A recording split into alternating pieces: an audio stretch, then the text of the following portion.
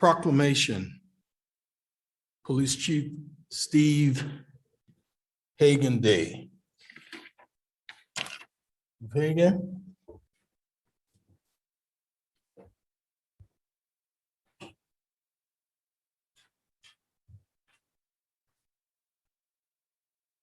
Let's swing this now, Chief. Whichever way it goes.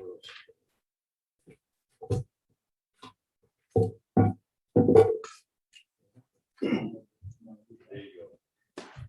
Whereas the decision to become a law enforcement officer is not one taken lightly. Much is asked of our officers, often involving duties well outside the scope under the strains of limited resources, and simply because no one else can take the call. This call to public service brought Police Chief Hagan to the Helena Police Department on October 30th, 1991.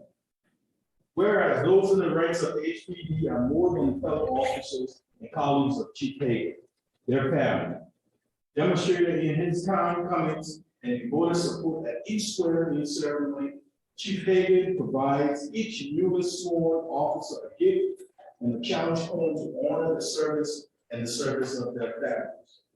Whereas in 2019, Chief Hagan oversaw the move of HPD into the new law enforcement, law and justice center, giving Helena Police a new home worthy of the officers who serve. Whereas in 2020, as the COVID-19 pandemic took its mental and physical toll on all levels of government, but especially on the first responder and law enforcement, Chief Hagan demonstrated stability and dedication to service, giving his officers the resiliency and motivation needed to serve under the immense stress. Whereas in the summer of 2020, when many were questioning the role of police and policing, and violent protests erupted throughout the nation, Helena's own demonstration remained relatively peaceful. Chief Hagan led his department to be the example of engaged community policing, even intervening personally in all altercation to prevent his officers from being part of the news, instead part of the solution. Whereas every day our law enforcement officers put on a badge and prepare for a day which would bring community problems well beyond the power and authority to solve. Chief Hagan advocated for additional resources for all who are struggling. The chief understood while these were not necessarily HPD's problems to solve, the officers were often the front line in assistance in those in crisis. He expected compassion and kindness in his officers when dealing with those in need. Whereas while the struggles of mental health are all too real in our greater community, the mental health of HPD's officers was separate to Chief Hagan, working tirelessly to seek out further resources for those who work out their door to face the most troubling aspect of our community and who do the work understanding the risk, even to their own safety, has become even greater due to the dramatic upheavals in our way of life. The Helena Police have shown up for duty day in and day out, serving with honor and kindness. This service is a reflection of a great leader, a great chief of police. Now, therefore, be it resolved that I, Roll of Colors, Mayor of the City of Helena, Montana, declare Friday, December 31st, 2020, as Police Chief Steve Hagan's Day, in gratitude for his 30 years of service to the community. This commission and Helena resident, the City of Helena is grateful for his leadership and wishing the best for whatever the future holds for him and his family. In witness whereof, I hereby accept the head and cause the seal of the City of Helena, Montana, to be affixed this 20th day of December 2020. Signed, Wilbur J. Collins, Mayor, Renee Claiborne, Clerk of the Commission.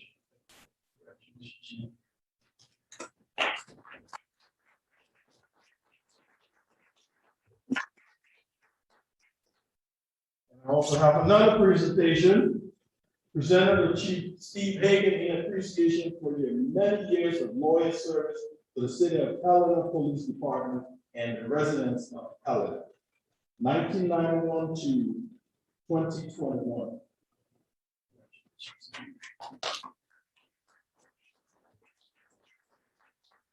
Of course, we have cards also. I'm not going to open them. You can open them at your leisure and do what you want to do. But I just want to reiterate that we've been blessed to have you as chief of police. The city is forever indebted to you for all your years of service. We want you to know that we appreciate you and we hope you will stick around Helena.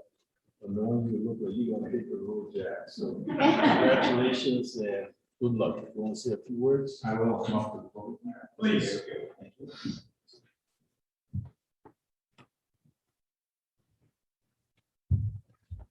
Thank you, Mayor. If I could have a few minutes, I'd like to say a few thank yous. If you'd let me do that, I'd appreciate it. First, I'd like to thank the commission for challenging me the last year and a half. It's helped me to turn my focus onto why I became a police officer and later agreed to accept the position as chief of police. Since this is also Commissioner Halliday and Commissioner O'Loughlin's last meeting, I would like to thank them for their many years of service to the citizens of Helena. Thank you very much. Mayor Collins, I would like to thank you for your support you have shown the police department these past years. I admired your courage and support despite the pressures I believe you must have faced over the last few years. Danae, thank you for always being there to help and support me and others through a very difficult couple of years. You've always gotten done what needs to be done. Being able to do this through very difficult times and through a pandemic is truly amazing. Rachel, thank you for allowing me to give my opinion, your understanding, and working with me this past year despite me being a high maintenance team member. Also, thank you for your dedication to wanting to make the city of Helena a better place to work and live. So for both Danae and Rachel, I have a challenge coin. These are a sign of respect from the police department, and I very much respect both of you. Thank you very much.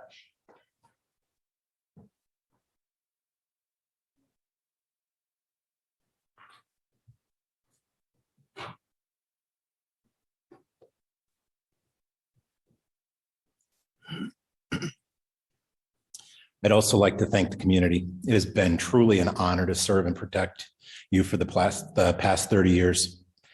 The love and support you've shown your police department are beyond measure. To each and every member of the Helena Police Department, thank you for all you do each and every day to make the city of Helena a wonderful place to live, work, and visit. You are the example of what a community should receive from its police department and dispatch center. I love you all and will miss you. This one's going to be the hardest, I'm sorry. Lastly, but surely not the least, is my wife, Barb. Without you, I would never have been able to remain in this job as long as I have. I know there have been rough days and rough years, but your love has been my strength. I have spent a long time serving and protecting the people of this country and community. Now I will do my best to serve and protect you and be your strength. Mayor and Commission, despite the past 3 years being the most difficult of my career, I have no regrets about the profession I have chosen or the service to this country and the service to the city of Helena. I will close with a quote from the police leadership training I attended many years ago. If you do this job properly, there is no more noble thing you can do with your life. In leaving the city, I hope that my wife, those that I served, and those who have been lucky enough to serve alongside believe that I've done this job properly. And Mayor, when you give me another opportunity, I will introduce the new Assistant Chief of Police. Please. Brett Petty will be promoted to Assistant Chief of Police on the 26th of December. Brett, if you want to step up.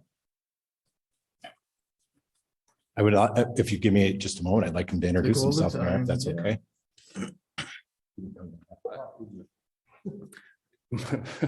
No, I sure didn't. Thank you. Mayor, Commission, thank you. Very looking forward to this. I want to thank Steve for his strong leadership and having the faith in me to continue on the police department.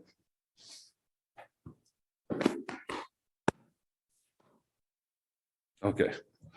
I look forward to the many challenges and get with it and go from there. Thank you very much. It's your day.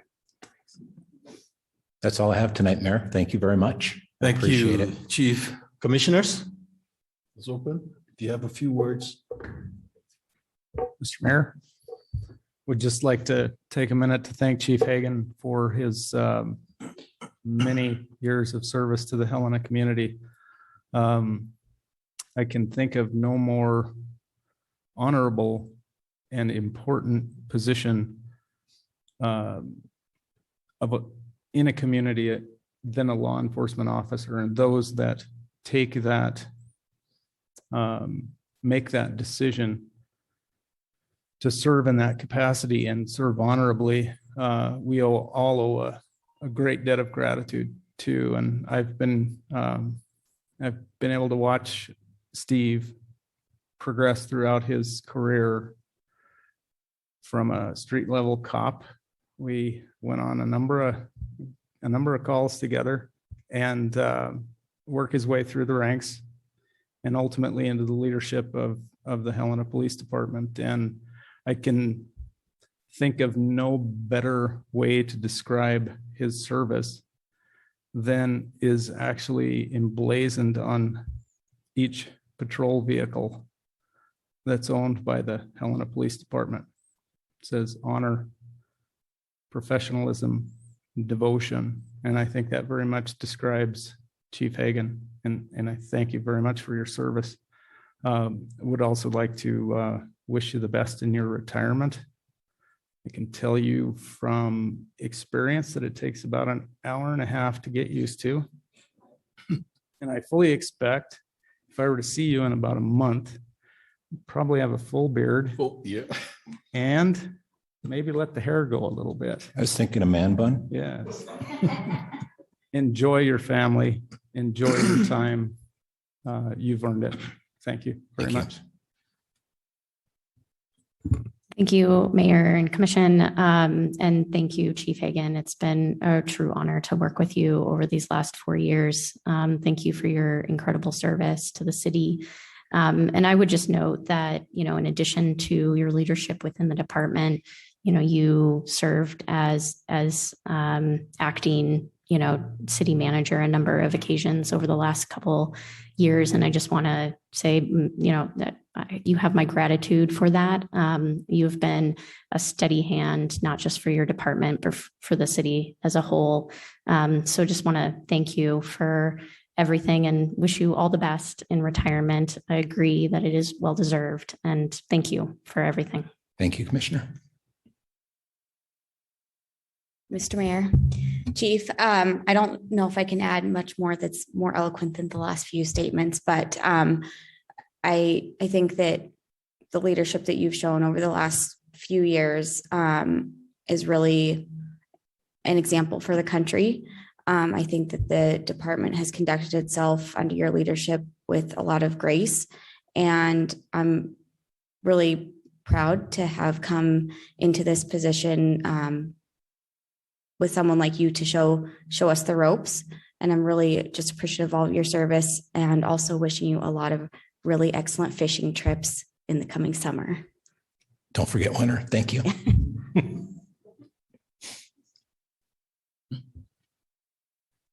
Okay. Well, Chief, thank you. Thank you.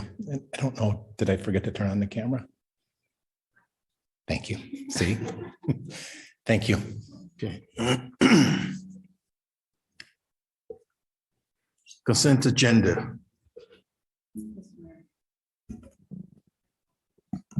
Oh, man, we're just moving along.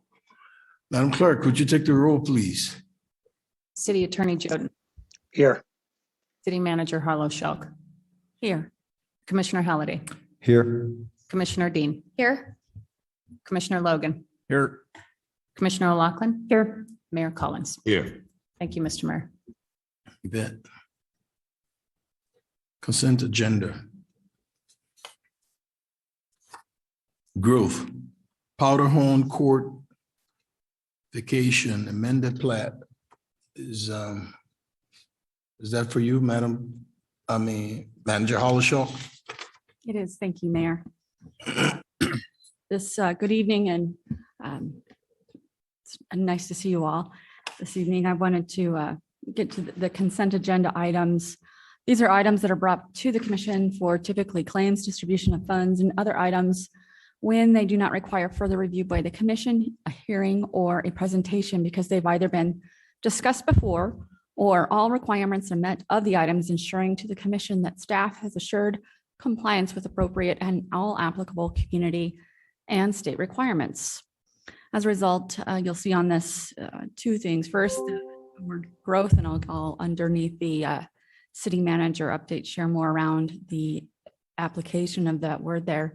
But I also want to recommend to you these two items be approved on consent, and you entertain a motion to amend the plat for the Powderhorn Court right-of-way in Aspen Park at Mountain View Meadows. And I also recommend you approve on consent and entertain a motion, the staff recommendation for major projects within the open lands. This item was reviewed under the September 14th, October 12th, and November 9th, not only commission administration meetings, but also community meetings. This item also includes assurance from me to this community that the major lands projects will be moving forward within the parameters of at least 60% design, as well as feasibility study and funding. Thank you, Mayor. Discussion from the commission. Excuse me. Mr. Mayor, I just have one question on the major projects public process and then the projects for the 2020 season. As we discussed at the last meeting, there's parts of that are going back to the working group and then will come back to the commission before adopted, correct? The question is for For the city manager. Show. Thank you, Commissioner, Mayor, and Commissioners. Absolutely, any of the projects, first, they all have to go through the budget process, but as I shared, the 60% as well, feasibility study and funding, all three processes have to come back to the commission. Nothing can move forward, and I will and have already requested a summary of how that implementation will look in the coming months so that things are public and out in the community. As far as the overall process is concerned, it did go through the adopted WOMAC and community input process as part of the open lands and trails section of the parks master plan, and those elements that were discussed as well at our previous city commission meeting, commission administrative meeting were incorporated. Okay. Any other comments from the commission? I'll entertain a motion.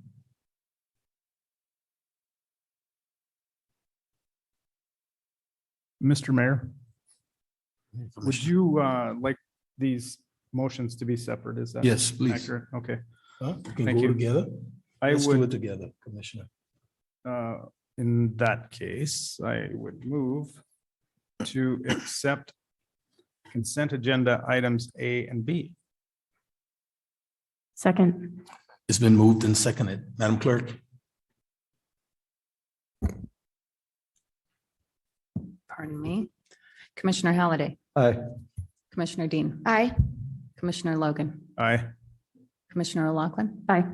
Mayor Collins. Aye. Motion carries 5-0. Thank you. Communications proposals from commissioners. Well, I have some things to say.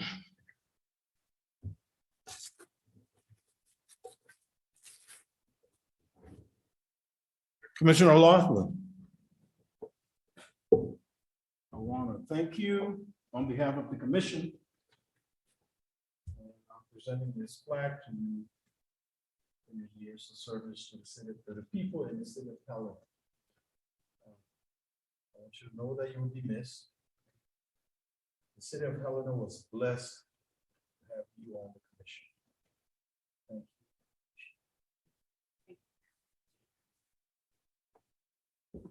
you. Commissioner Halliday.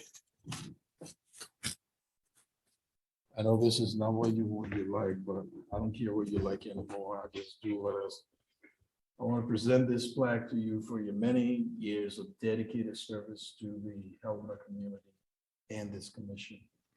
I want you to know we appreciate you, and we will miss you, and I personally learned a lot from both of you.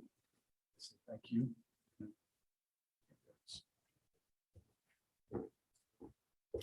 Commissioners, if you want to say a few words, it's up to you. Mr. Mayor. Go ahead. Yeah, I'd just like to say thanks for both of your service. I know that I will especially miss Commissioner O'Loughlin's expertise during the budget this coming spring, but I'm sure that you will be a phone call away. And also thanks to Commissioner Halliday. I think your historical knowledge has been really valuable. And I really appreciate your willingness to share that during commission meetings. Mr. Mayor, Go ahead, Commissioner. echo that. I'd like to thank Commissioners O'Loughlin and Halliday for their service to the citizens of Helena and for their service to us. And just wanted to say thanks. As Commissioner Dean pointed out, I learned a great deal from both of them in the 2 years we've been together. So wish you the best of luck in the future. Do you want to say anything? Well, if Commissioner Halliday wants to go first. Commissioner Halliday is on strike today. Okay. Well, I will just say thank you to my fellow commissioners and to the mayor. I think that this is, one of those things that not everyone has a good sense of what the commitment is. And I think just want to say thank you, Commissioner Logan, Commissioner Dean, for your service as well, and the commitment, that this is, and to the city. I also just want to recognize the past commissioners that I've had the privilege to work with, Rob Ferris Olson, Callie Wicks, and of course the late Ed Noonan. There is not a meeting, I don't think, that goes by that I don't think of Ed and his wisdom over the 2 years that I had the privilege to work with him. And some of the things that we are still grappling with, public transportation, accessibility within our trails. So I just, I think I have had the privilege to work with all of you, and it's been really lovely. Mayor, thank you for your service.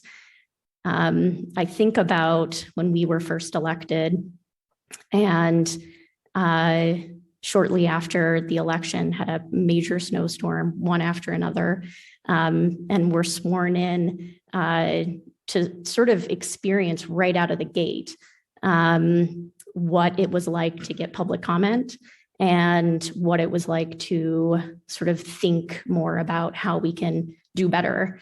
And I think from day one, you have challenged all of us to not necessarily think, well, we're doing what we can, but what else can we do?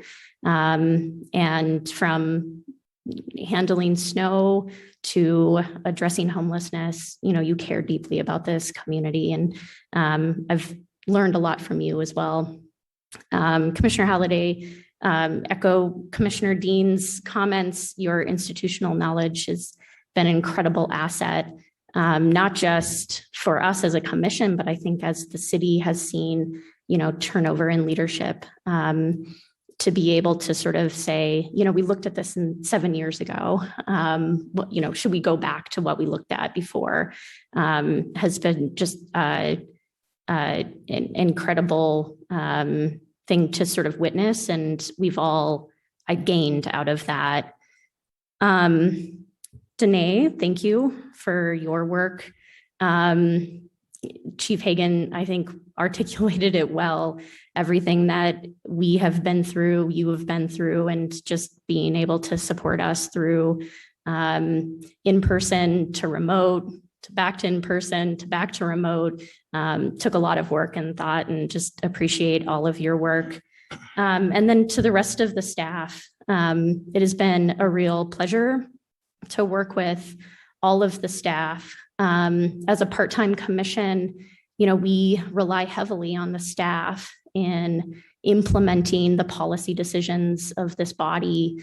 And there are a lot of things that we've been able to accomplish over the 4 years, and that would not have been possible without the staff's work. So from Rodney Street to sidewalk improvements to creating safe routes to schools, revised downtown zoning, the urban renewal district for the downtown area, reformed land use rules that better encourage housing development, the creation of the Housing Trust Fund and the implementation of that.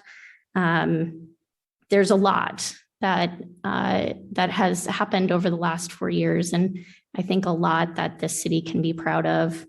And then finally, I just want to thank my family. When I decided to run, my daughter was 3. She's now in 2nd grade, and that is, a fair amount of her time, of her life, that she's sort of witnessed this and been part of it. In the first 2 years before COVID, she came to a lot of meetings with me, and I, have a lot of gratitude for the time that she's also gotten to experience. So I wish all of you the best of luck. I'm excited to see phase 2 of Rodney and Knight Street, hopefully, the full rollout of the Housing Trust Fund. So I'm looking forward to seeing what's to come. And I wish Commissioner-elect Fever and Commissioner-elect Reed best of luck as they embark in the next 4 years. Thank you, Mayor. Thank you, Commissioner. Commissioner Halliday. I don't know that I have anything much to say this evening, Mr. Mayor, but thanks for the fun. Thank you. Any other comments or discussion from the commission? Report of the city attorney. Mayor, Commissioners, nothing this evening. Report of the city manager. Thank you, Mayor and Commissioners. Mayor, this being the last meeting of Commissioners Halliday and O'Laughlin, I personally also would like to say thank you for your historic background that you shared willingly and easily with me, and also for the one-on-one conversations and candor that you both have had with me so that I could understand and bring forward the staff as we hope to move forward some of those really key initiatives that you've mentioned as well. So thank you very much for your leadership. You've led some significant change in this community, and I think it's quite brave to be a city commissioner. So thank you for your service as well from me and the staff team. I also am pleased to share to you all that Brett Petty will be acting chief of police for Helena after the Chief Hagan has retired. Over the last several months, I've had the pleasure of working more directly with Brett. Not only is his appointment as assistant chief very important to the organization, he's helped weather some significant change within the department and some significant issues in the community, not only issues with regard to safety, but even my own personal emergencies as well. So I appreciate his leadership and that of the team in the police department. And I look forward to opening the actual position. I anticipate doing that. And while we go through this opening, I appreciate that Brett will be leading through that transition. My hope is to have an open recruitment, and we'll have that, hopefully that position filled by April at the latest. Those who are qualified should apply. And as you know, we have 2 other directors whose positions are anticipated to become vacant. One is the community development director and the other is the parks director. I'll be staggering the recruitments so that I have some time with new directors between. I hope to have a community development director on first, then recruitment for a police chief, and then parks in early summer. I want to point out that while Director Penozo has let us know that it's anticipated there is a transition in her future into another state, which is exciting for their family. She hasn't officially turned in her resignation, and until then, she's here. So I appreciate that time, but know that that is anticipated in the early spring. So, late spring, early winter time. I do not also have an identified interim for the community development director. We'll be working on that over the next several weeks. Just want to make sure and share that too. So again, thank you, Brett, for being willing to step forward and lead the team during this transition. And I look forward to working with you over the next several months.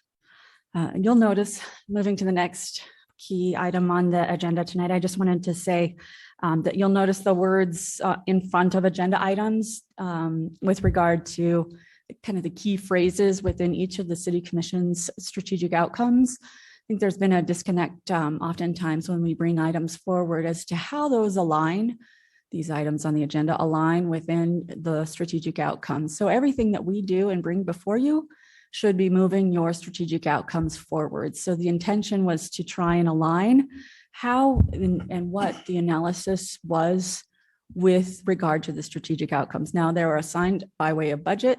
Many of these items were handled in advance of and during transitions between 2020, the 2021 and 2022 budget. Those are still the outcomes you all have been working on and that I have communicated to the team have been the priority. As we move to the new commission, those in a strategic plan, it's anticipated we revisit those and review them. So the intention is to try and align and more clearly communicate the work that we're doing in alignment with yours. You'll also notice on the memos that the team bring forward, there are little icons. Those icons are associated with one of the three. In particular, the tree is in alignment with promoting healthy and sustainable growth in Helena. The neighborhood look is the neighborhood livability, and then the siren light look is actually the icon is around community safety. So in items within safety related issues. So wanted to make sure and clarify why those words are within your agenda tonight and the purpose in trying to communicate better how the work we're doing is moving forward your strategic outcomes. And then last, all of the work that we do within the strategic outcomes not only fit within the new work of that work plan, but also really align with where you're hoping to go. Mayor, that concludes my update. If you have any questions for me, I'm happy to answer them. Thank you, Manager Hollishock. Any comments or questions for the manager? Okay. Thank you. Communications from Helena Citizens Council. Representative Kleppmeyer.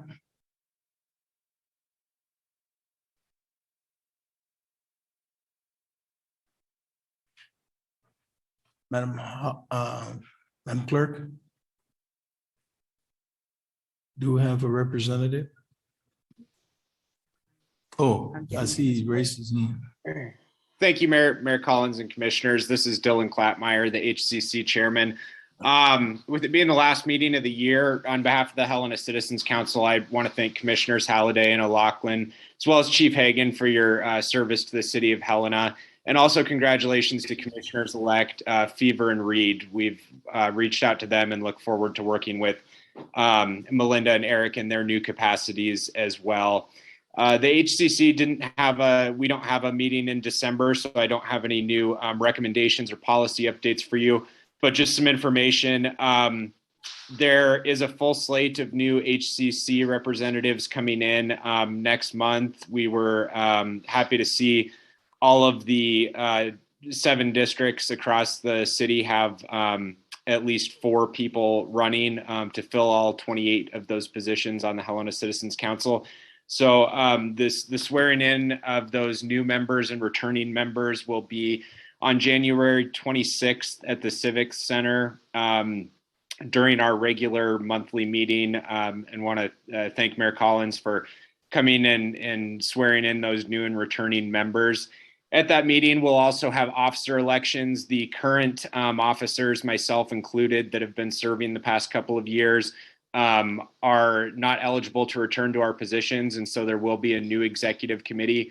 I'll be sure and introduce the new executive officers, including the chair, to all of you and the city manager and the city clerk to make sure that there's a seamless transition there.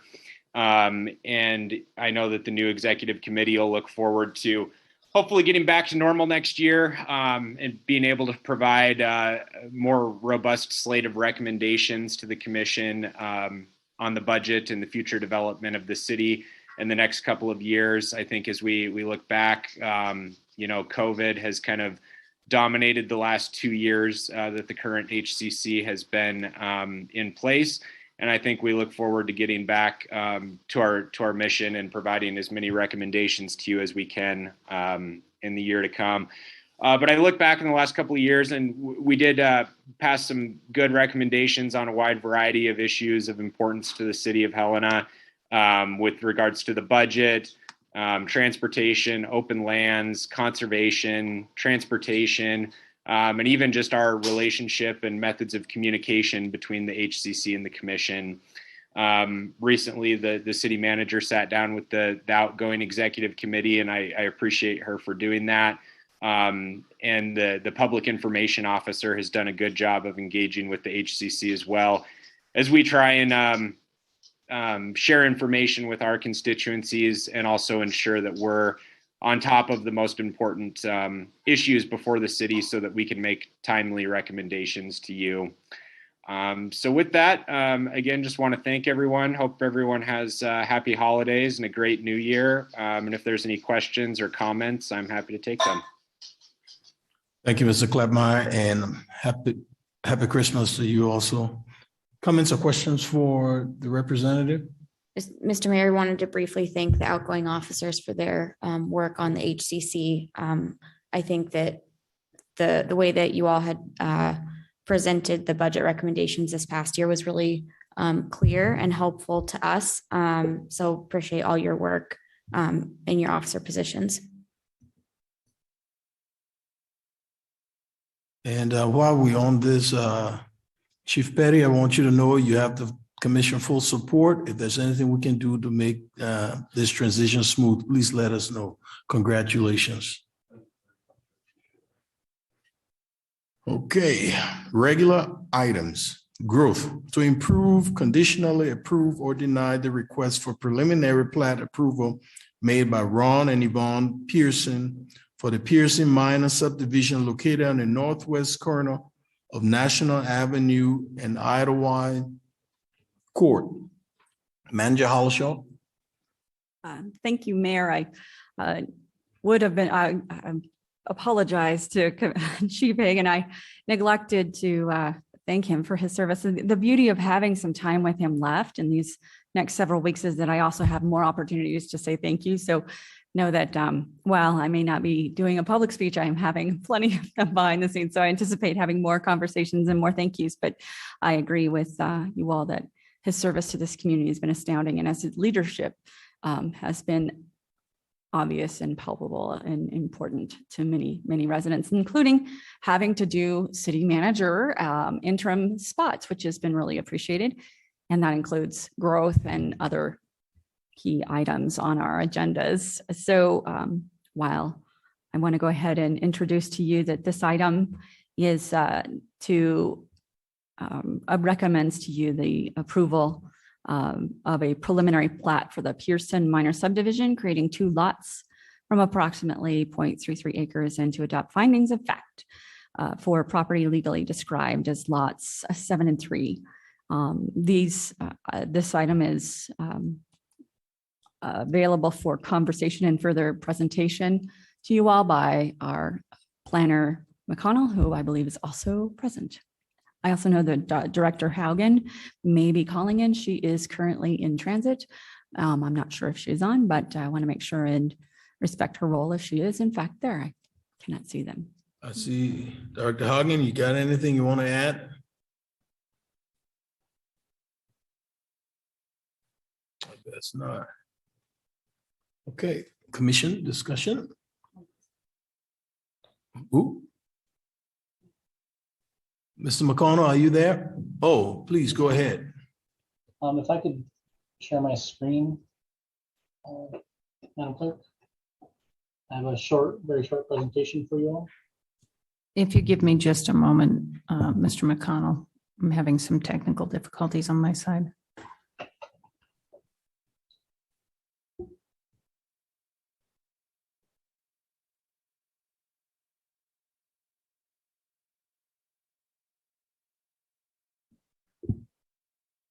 Mr. McConnell, is it possible for you to proceed with your report until I can figure out why the computer isn't giving you that option?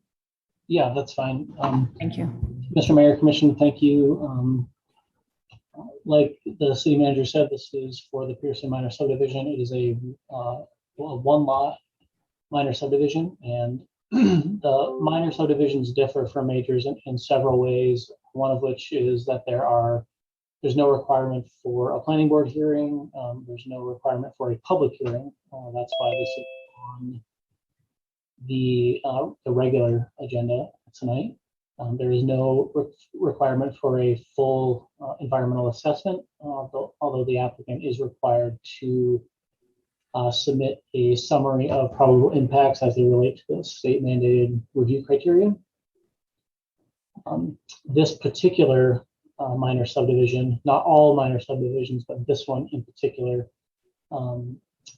is not required to donate any parkland or cash in lieu, as this subdivision only creates one additional lot. Also, this minor subdivision in particular, since it is projected to generate less than 200 trips per day, a traffic impact study is not required. As it relates to the IAP2 engagement program that we use here, certified letters were mailed out to adjacent property owners, and that's per our subdivision regulations as well. Some general information about this minor subdivision is a two-lot minor on 0.33 acres. This is generally located southwest of Custer Avenue and Montana Avenue, particularly on the corner of Idlewild Court and National Avenue. That's sort of behind the Murdoch's department store. You all know where that is. The property is currently and will remain after the subdivision with R3 zoning. That is a moderate to high density multifamily zone district. Currently, there is one duplex located on the lot.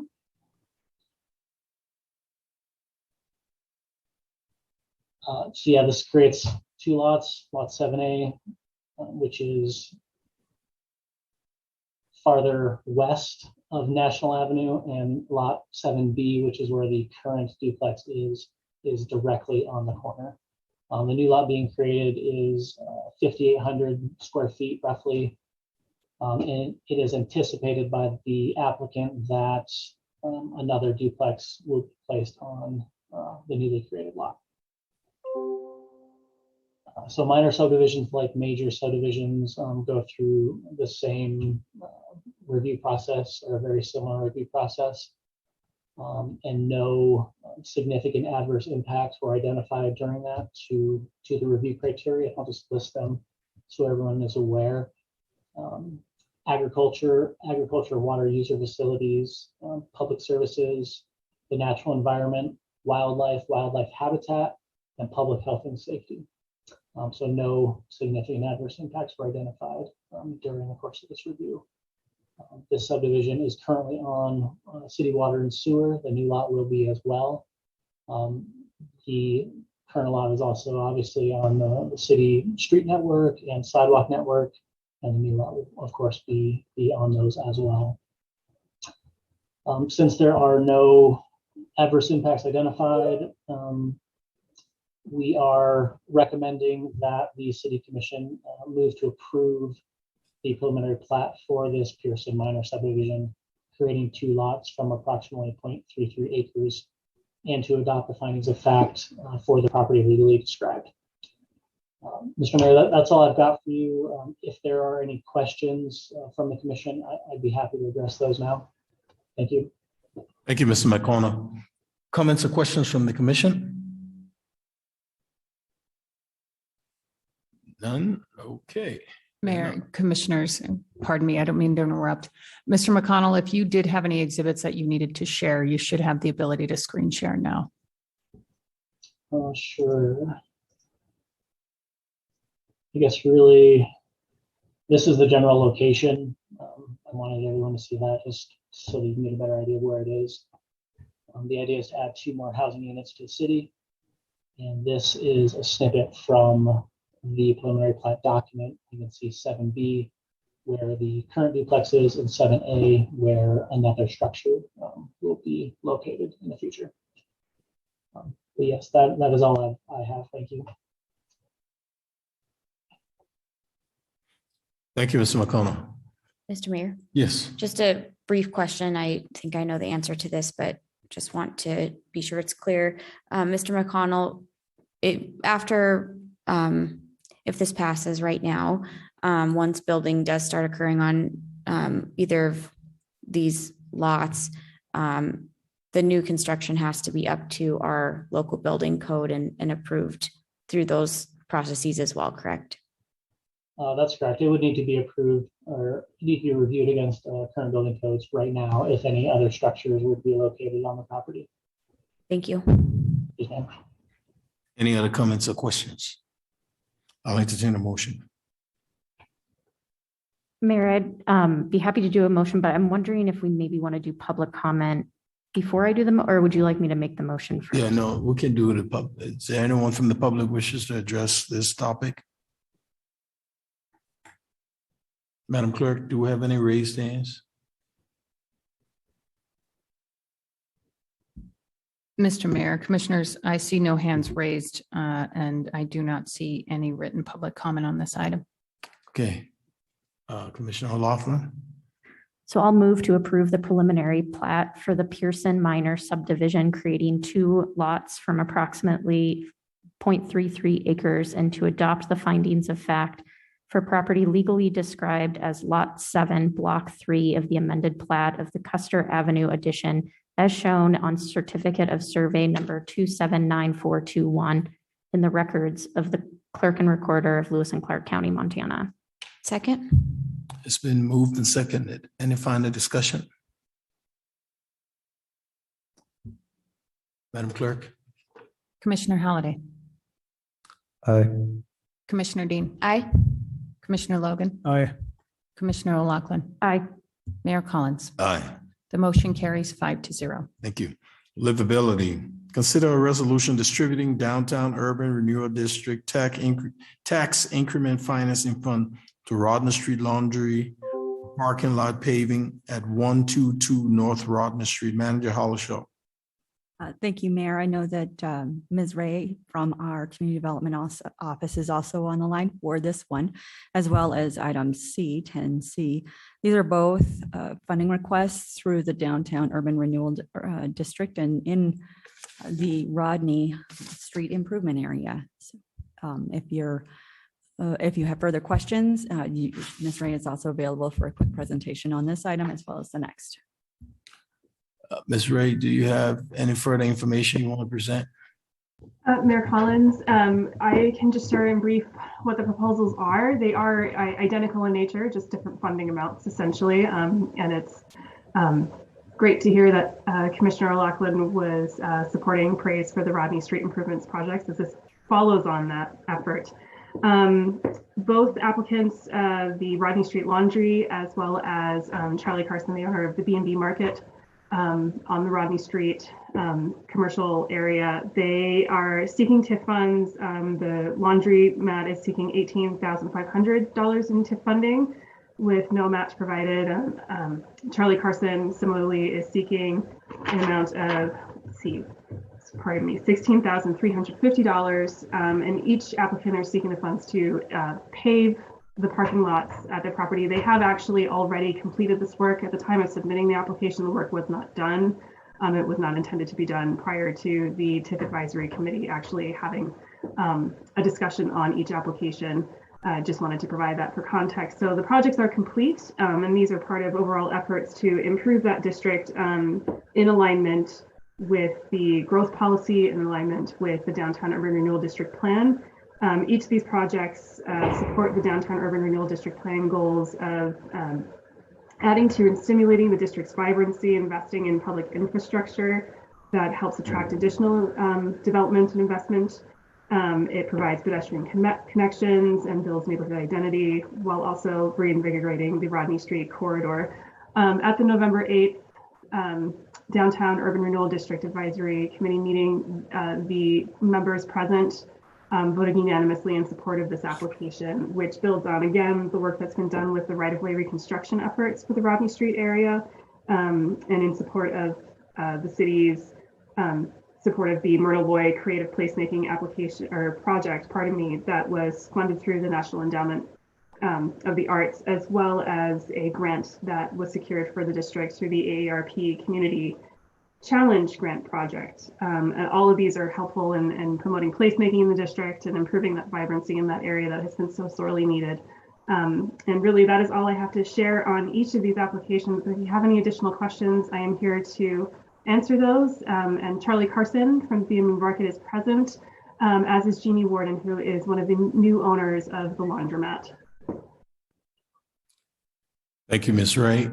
Comments or questions from the commission? Mr. Mayor, I do have a question. Ms. Ray, could you remind us how much is left in the downtown TIF fund currently? Mayor and Commissioners, I would actually defer to Director Danielson if she is available to answer that question.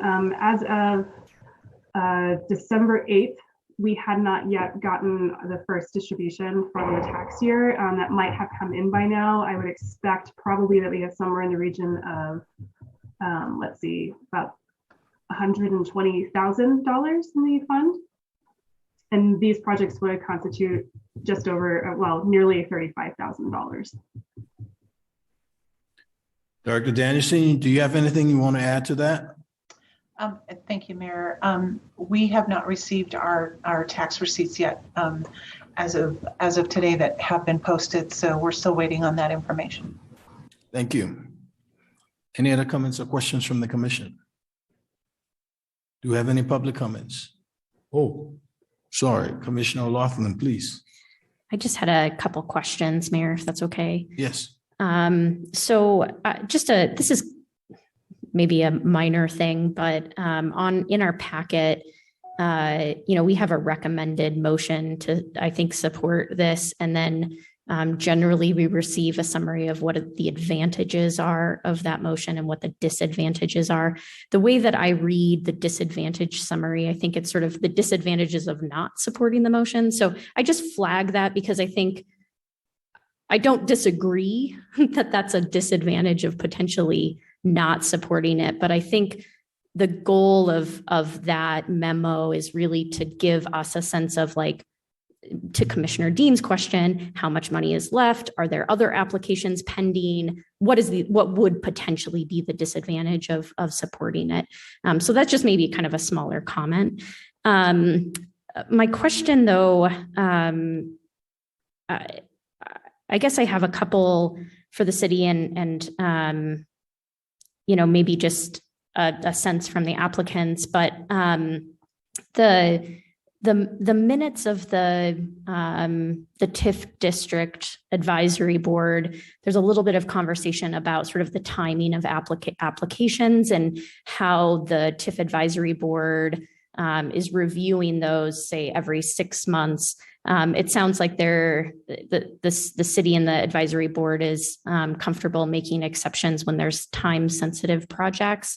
I'm wondering if there's been conversation, and I think this is probably for Ms. Ray, about sort of capping what can come in front of the advisory board, like a dollar amount cap if there's a time-sensitive thing, versus somebody coming saying this is time sensitive and I'm seeking $500,000. Has there been conversation about allowing for applicants to come forward with time sensitive, but perhaps capping how much that might be? Mayor and Commissioners, to that direct question, no, there hasn't been a discussion about capping applications that come through that are off cycle, as it were. But we have had in recent meetings, I approached the subject with the board to say, hey, it might be advantageous to consider match requirements generally, capping funding amounts altogether. Similar to what is done in the railroad TIF district currently, which if you apply for funding in that district, there is a flat out request for 50% match be provided by an applicant, which thus far has not posed any financial issue for any applicants. So these discussions are ongoing. I appreciate that when this board actually were able to get started and working, it was during the pandemic.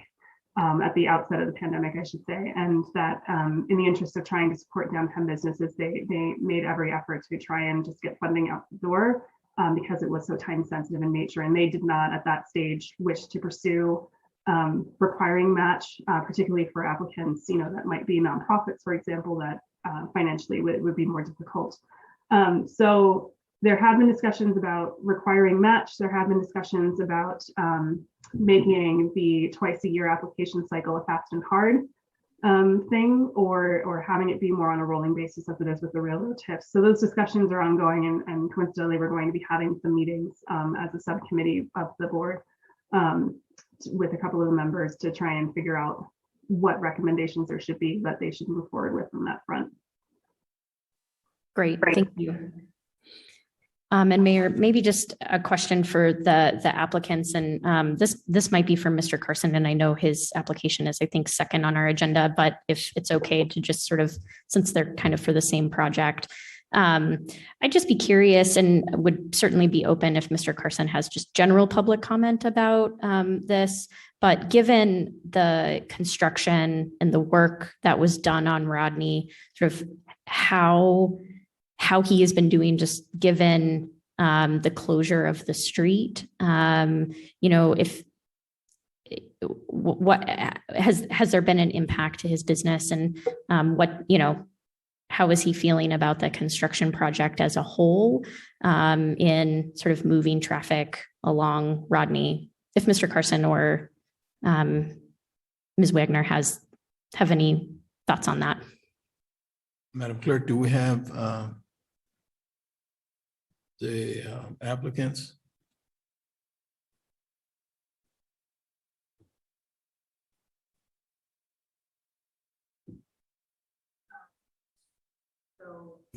I apologize, Mr. Mayor, Commissioners. It doesn't appear that Mr. Carson's mic is working on his end. If he give me just a moment, Ms. Warden, I will go ahead and ask your permission to step into the other office so that I can give them that ability. I apologize. This computer out here has decided to stop working on me. So I will be back momentarily. Go ahead.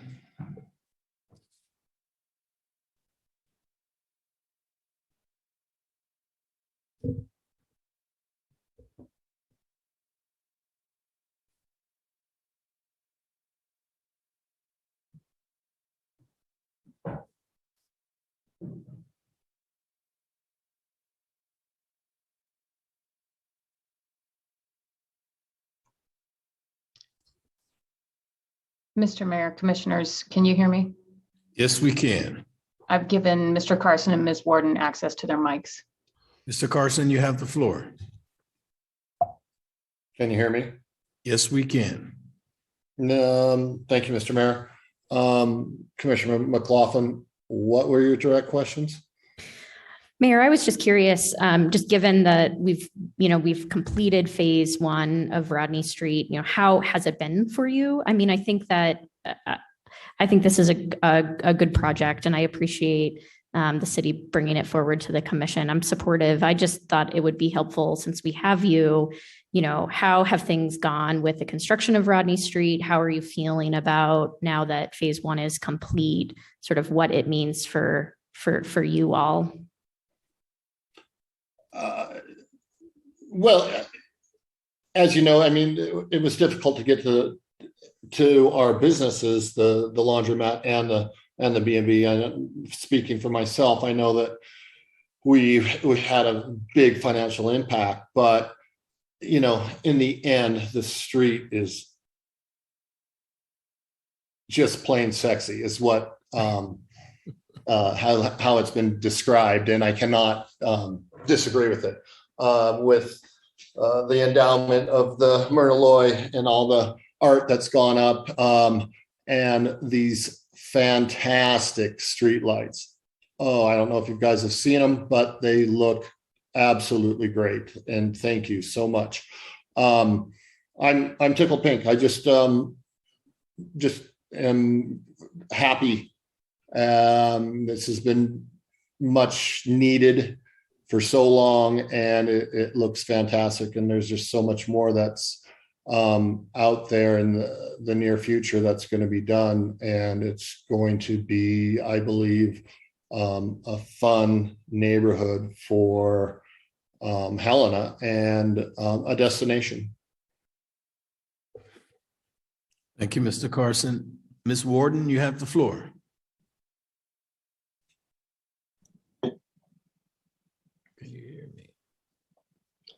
Hi, yeah, this isn't Mrs. Warden, this is Mr. Warden, and We're here together. we're both here together.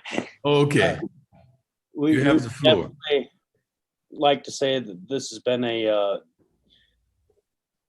wonderful experience for us in improving the neighborhood that I grew up in and that we live in. And all the improvements have just been, so overdue. And I used to call Rodney Street Old Patch because it's just a street of patches, just a bumpy street. During the construction process, we did experience a very significant loss in revenue for our business because laundry, you need to be able to pull up and take your stuff out of your car and get it into the laundromat. And it was a big challenge to get people to redirect. So we're so happy it's completed. The pavement of our parking lot has been such an improvement. There's nobody tripping anymore. It's nice, smooth, everything looks good. It's we're just so overly happy that it's been done. And we do believe that it is a great improvement for not just us, but it benefits our neighbors at the B&B. It benefits our neighbor across the street or right next to us that operates a storage facility. Our neighbors that have a bakery. It constitutes an improvement for the whole area. And I guess that's what I have to say on it. Sorry, I'm pretty nervous speaking on this. I really don't get a chance to speak. It's okay, Mr. Warden. We heard every word. My first Zoom meeting in a long time, so wasn't planning on doing this. Thank you. That's fine. We heard you. Well, Mayor, I'll just make a comment and just say, when we first considered sort of the district for the downtown urban renewal district, it did not include Rodney. It did not include this area. And I think the commission ultimately tabled it and asked the staff to think about what could this look like. And so I think it's exciting to have some applications in to utilize the increment in the Rodney Street area. I'm excited to see what's to come. I think as this increment continues to build, there's going to be a need for the city to really think strategically about how we use this money. I'll make another pitch for a redevelopment agency as needed capacity for the city. That unfortunately didn't move. But I think this is a great start, and I'm excited to see, what's to come in this area. So thank you, Mayor. Thanks. Okay, Mr. Mayor, I have a question. please go ahead, Commissioner. Thanks. So probably for Charlie, but Jeannie or Zach also feel free to chime in. Not specifically on your project. I'm supportive of it. It looks great. The street looks great. Being a neighbor just around the corner. But piggybacking off of Commissioner O'Loughlin's comments at the end there, where Rodney was not included in the original TIF district, I think the commission and staff strategically thought about bringing it in.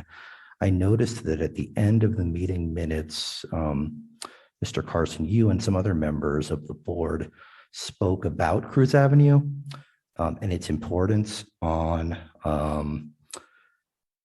to Rodney, right? And as a connection point to the downtown and the cohesiveness of the district. And I'm wondering if you could give some feedback, because I could go on all night about the importance of Cruz Avenue, but I'd love to hear it from the folks who are working, I think, day in and day out to make Rodney Street an even more awesome place, and how Cruz fits into that in your mind. Mr. Carson, do you want to come? Yes, Mr. Mayor, thank you, Mr. Commissioner. The Cruz Avenue is a no man's land. It's a separation between downtown and Rodney Street. I envision, the affordable housing through there, and with that comes people, and with people comes commerce, comes vitality. It will enhance not just downtown but Rodney Street, and the connectivity of the two will be complete. That is, if it's done correctly and has a walkability between the two. Back in Old Helena, there were these old streets that connected Rodney or probably more Warren and Rodney Street. And those streets are gone now, but the parking structure's there, and but it's the importance of it, and it'll help with the tax base. I mean, just tremendous things would be. It's a very, very good thing for downtown, in my opinion. That's all I got to say, I guess.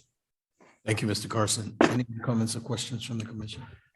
Just a thank you to Mr. Carson, and Commissioner O'Loughlin made her pitch for the redevelopment agency, and I'll just make my pitch to the three of you who will be here. Cruz Avenue could be done in 3 to 5 years so easily. It just takes the three of you to actually say, get her done. It's a project that will pay for itself.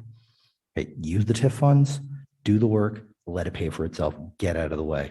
Let more people build buildings like they're doing the work at the Independent Building.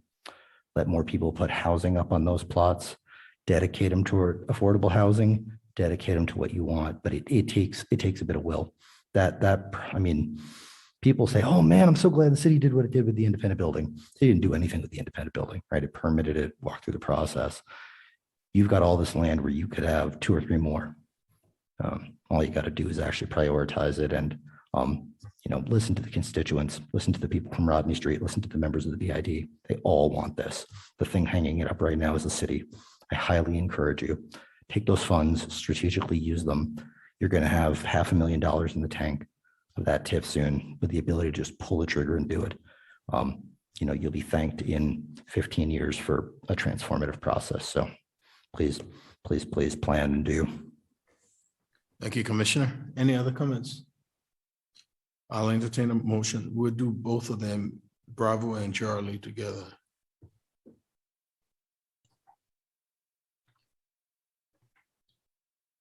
Mr. Mayor, if I may interrupt for just a moment, would you like to do public comment on these items?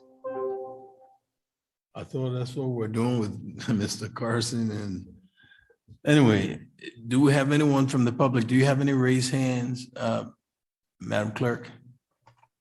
Mr. Mayor, I do not have any hands raised. I did receive one written public comment, if I may read it into the record. Would you please? From James Servo, and I apologize if I'm mispronouncing your last name. There is plenty of nearby on-street parking. We should not be supporting parking lots in high-density urban areas. TIF funds are for removing blight. Parking lots in urban centers are blight.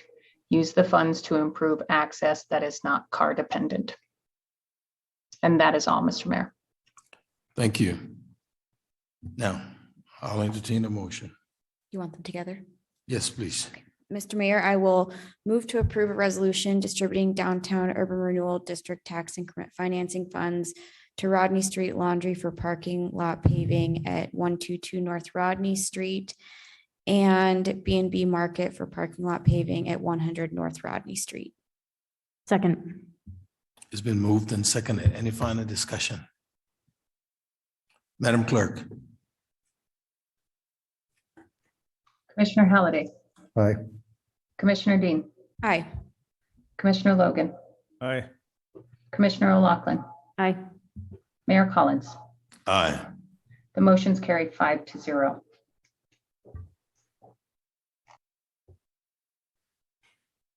All right. Public hearings. 11A, growth. Consider a resolution establishing fees to be charged for the Bill Roberts Municipal Golf Course for the 2022 season. Manager Hollishaw. Thank you, Mayor and Commissioners. This item is an item that has been brought forward as part of a December 6th resolution of intention. In that conversation, there were questions around the dollar amount to be anticipated to be yielded, as well if there was the opportunity for the distinction between how much is anticipated to be returned between both residential and non-residential customers to the golf course. Wanted to close the loop on that. I also know that Director Pinozo and her team are on the line if you have questions as well after this public conversation. Ultimately, the team believes that the increase of 2.5% will result in $120,000 additional dollars into the fund. The hope is always to break even with this enterprise as well.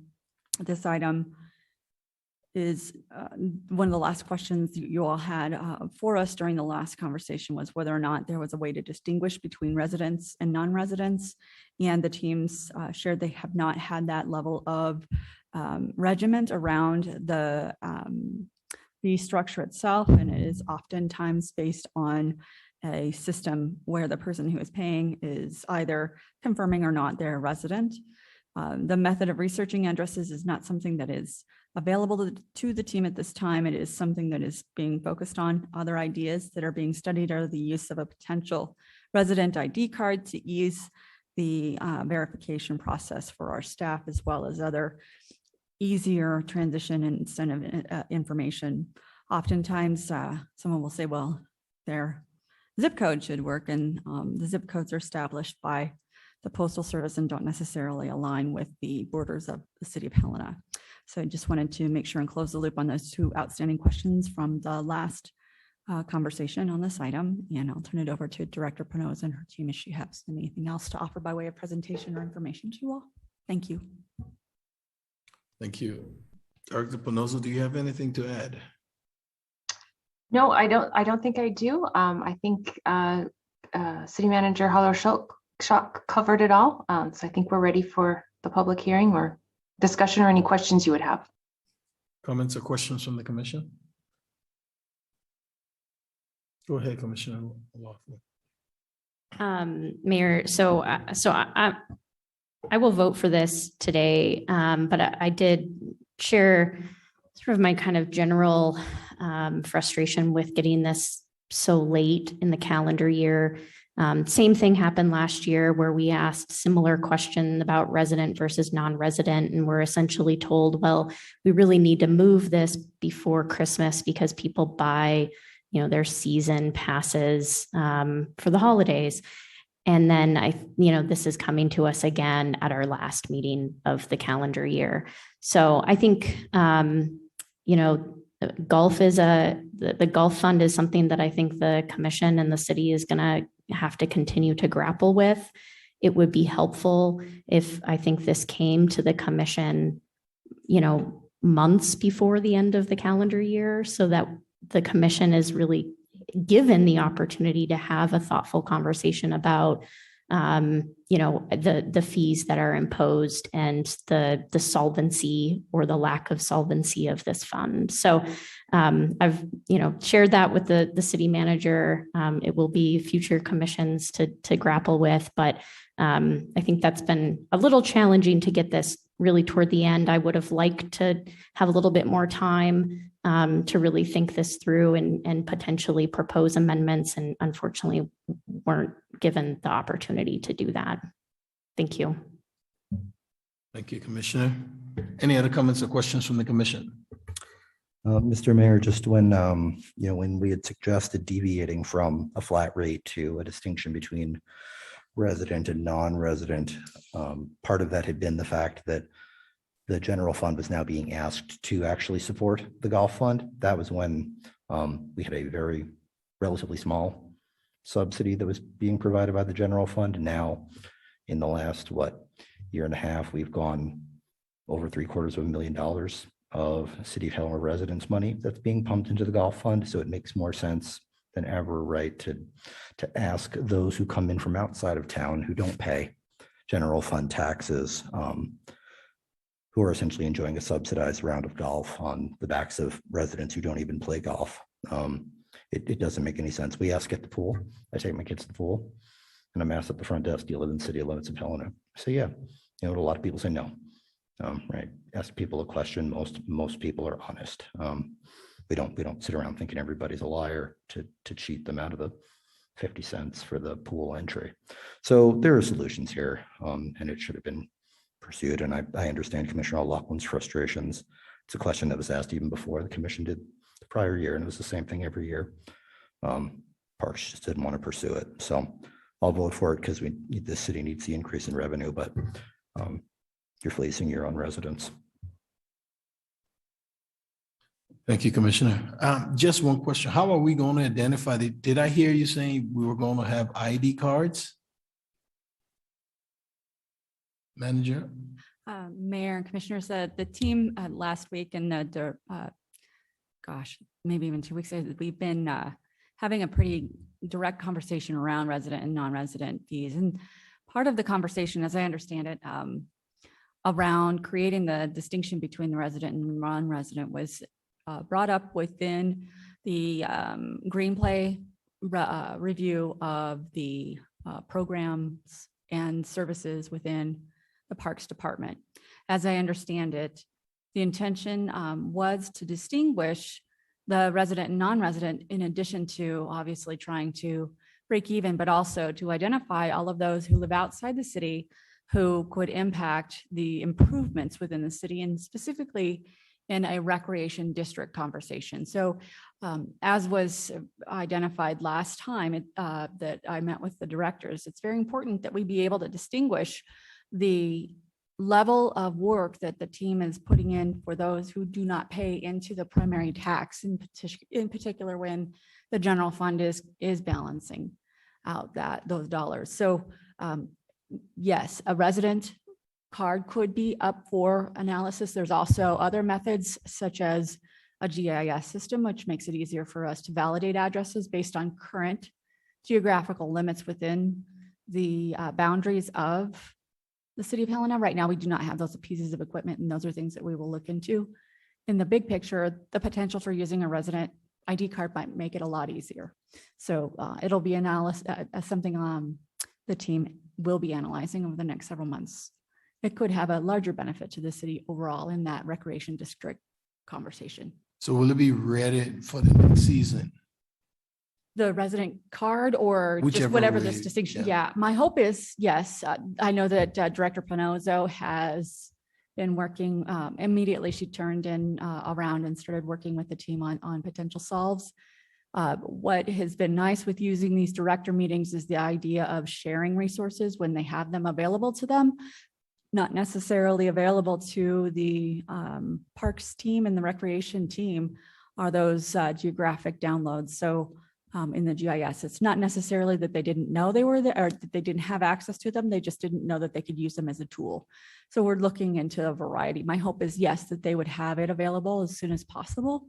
But we'll just see how fast we can get through a solve that makes sense. And I'll make sure and report back to you all on what is implemented. Okay. Any other comments from the commission? Do we have any public comments? Madam Clerk. Mr. Mayor, Commissioners, I have no hands raised at this time, and I see no written public comment online. Thank you. I'll entertain a motion. Mr. Mayor, Yes.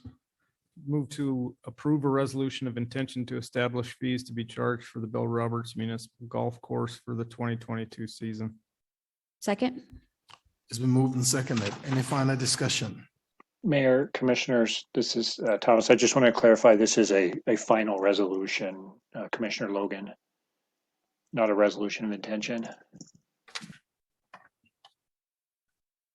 Okay, thank you. Thank you. It's been moved and seconded. Any final discussion? Madam Clerk? Commissioner Halliday, Aye. Commissioner Dean, Aye. Commissioner Logan, Aye. Commissioner O'Loughlin, Aye. Mayor Collins. Aye. The motion carries 5-0. Thank you. Livability, public hearings to take comments as to whether the fire tower apartments will address community housing needs for Helena. Manager Hollishaw.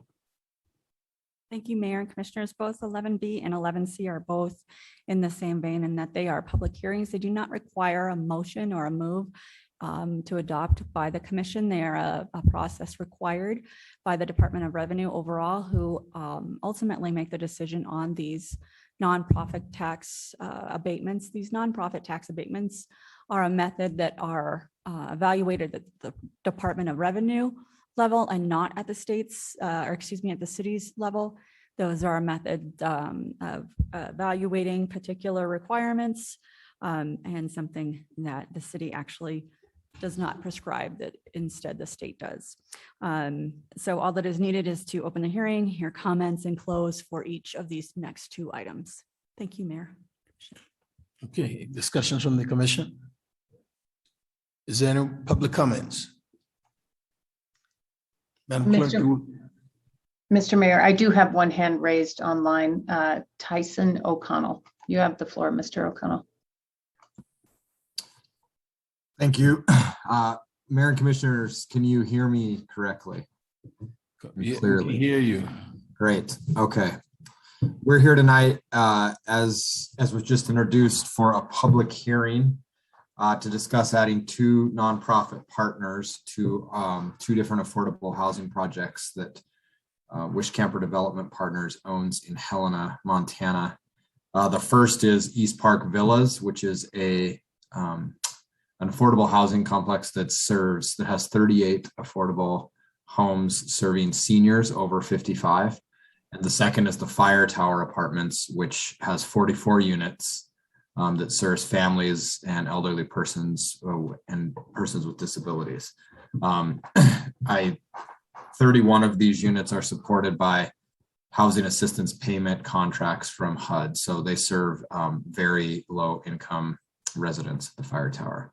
Together, East Park Villas and Fire Tower Apartments include 82 affordable homes, and both projects have long-term land use restrictions that will keep them affordable to benefit Helena families and the community for many years in the future.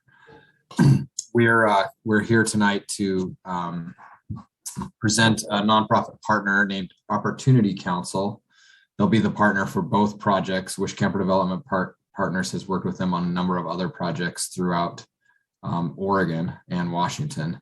And they are a resident services coordinator that helps with referrals between residents and local service agencies, providing welfare and social services. This is really important that some of the folks living in our projects have access to these social services and resident services. And Opportunity Council has been a good partner of Wish Camper Development Partners on previous projects.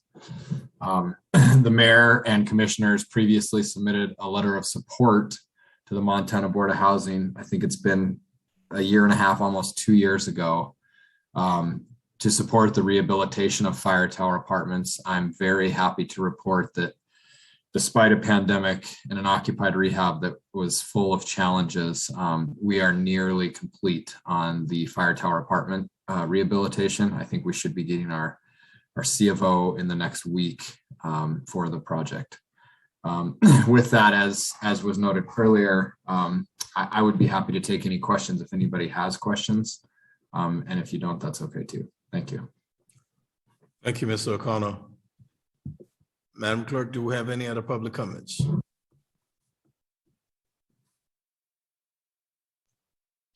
Mr. Mayor, Commissioners, I have no other hands raised, and I've received no written public comment online.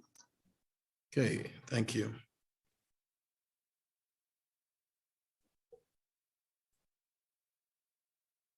Oh, Commissioner Laughlin, my apology. Oh, that's okay. I just have one question for Mr. O'Connell. It sounds like he's speaking maybe on behalf of both projects. So I know that we've got Fire Tower first, but if it's okay, I have a question on the other one. And I know we got a packet of information by email with the updated Fire Tower one, so thank you to the clerk. But I just had a question on the East Park Villa. I'm less familiar. I'm very familiar with Fire Tower, and congratulations, Tyson, on all of the work. It's looking really great. On the East Villa or East Park Villa, was that recently awarded by the Board of Housing, or is that an older project? And do you know if it's with the 4% or the 9% credits?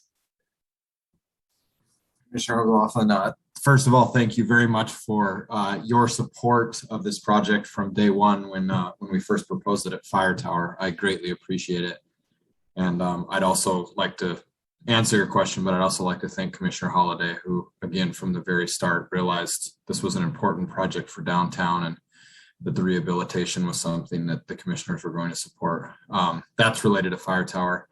Related to the East Park Villas, it's an existing tax credit project that was, I believe, awarded 9% credits and is already constructed and is existing. And at this point, the real estate tax exemption is something that was applied for as part of the transaction to purchase this, so that some of the money can go back into the project without a full tax credit rehab. As you know, Commissioner Laughlin, those are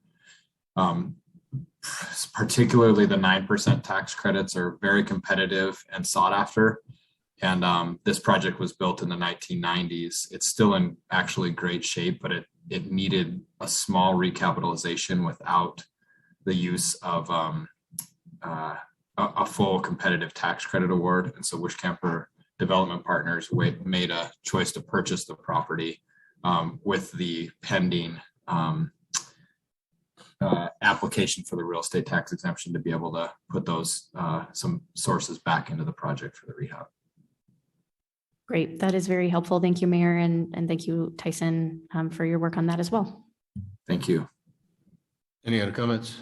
I just have one other question, Mr. Mayor. I'm wondering if maybe, Mr. O'Connell, you can give us a little bit of background on Opportunity Council and if they're involved in other communities in Montana as well. I know in our packet, it includes it's a Washington-based nonprofit. So I wonder if you could just maybe give us some background and if they're planning to maybe expand more in our community as well.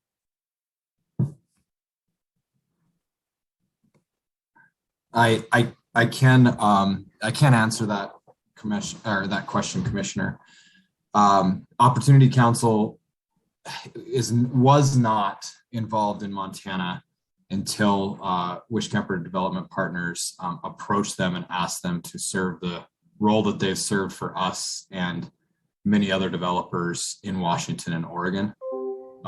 They may have projects in Idaho, and I'm not sure about that, but it's something that made sense with the expertise that they have and the in-house resources that travel a lot better than people realize.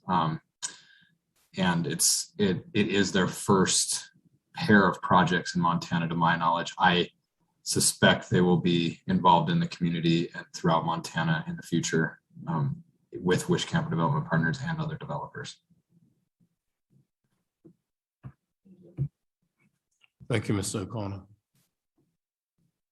Do we have any other public comments? Thank you. Where are we? Okay, is there anyone from the public wishes to address the commission? Madam Clerk, do we have any raised hands? Mr. Mayor, Commissioners, I have no hands raised for general public comment, and I have received no written public comment online. Okay, thank you. I see we missed the minutes. Yes, Mr. Mayor, and I apologize. I was just hoping we could get approval of the December 6th minutes. Yeah. Our regular city commission minutes for December 6th were received. Do we have any comments, questions, corrections? If not,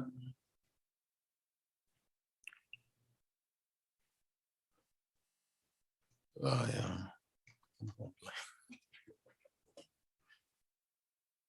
I'll entertain a motion for the minutes. Mr. Mayor, I'll move the minutes from December 6, 2021. Second. It's been moved and seconded. Madam Clerk? Commissioner Halliday. Aye. Commissioner Dean. Aye. Commissioner Logan. Aye. Commissioner Lachlan. Aye. Mayor Collins. Aye. The motion carries 5-0. Thank you. Any final comments from the commission? I just want to say to the two commissioners that are leaving, I want to reiterate how the city of Helena appreciated all that you've done for the city and the commission. We thank you. But I mean, I just want you to know I still have your numbers. So you're not running far. We will use it. Thanks. At this time, this meeting is adjourned.